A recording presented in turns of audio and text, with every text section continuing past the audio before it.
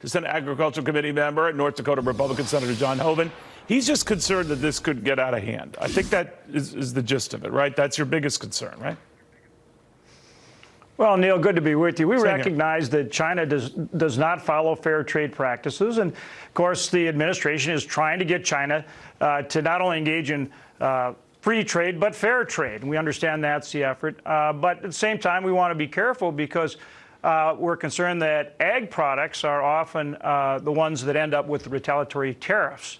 And so that's why we have to be careful as we work through this to make sure that we don't have tariffs on our ag products. So right now, the most likely response, since a lot of these products, as you know, sir, are traded on the futures markets, a lot of them have been going down. Now, there's been a little bit of stability today, but everything from soybeans, wheat, corn, I could go on, have been slipping on the belief here that this could hurt.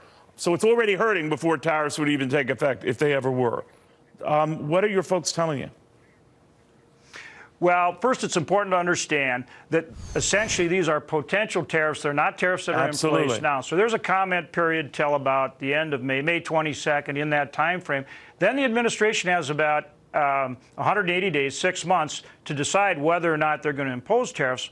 What China has said is that they would impose retaliatory tariffs.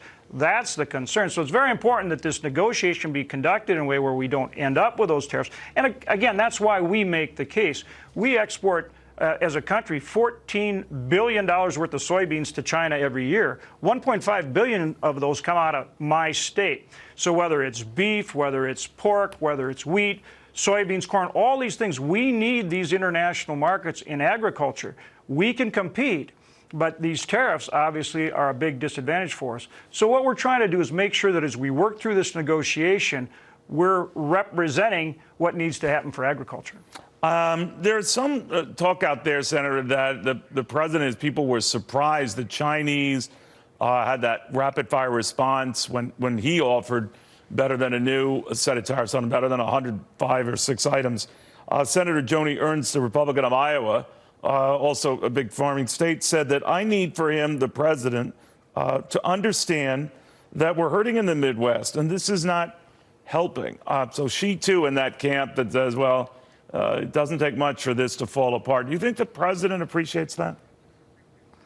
Well, he does. I've been to the White House myself, sat in the Oval Office, and talked to him about it and how important these issues are. So he does understand it. But, you know, it's important we continue to make our case. Commodity prices are low right now. So our farmers and ranchers are struggling. And so we need to be real careful here that we open up markets, which the president is trying to do. That's good, that we get fair trade, but that we don't end up with retaliatory tariffs. Let's say this does work, Senator. Do you have any fears that in the meantime it would offset the gains that many in your state are experiencing from the tax cuts, and that this could come back, maybe not specifically in your state, but elsewhere to hurt Republicans in November? Well, that's the key, isn't it, Neil? You combine the regulatory relief, the tax cuts, and expanded trade. That's what really gets the economy going. And for Republicans, that's what we're trying to do. And I think that as long as we're able to do that, we're going to be in very strong position for the elections, because that's, you know, that's jobs, that's better wages, that's a growing economy. That's what we're working to do. Senator Hoeven, always a pleasure, sir. Thank you very much.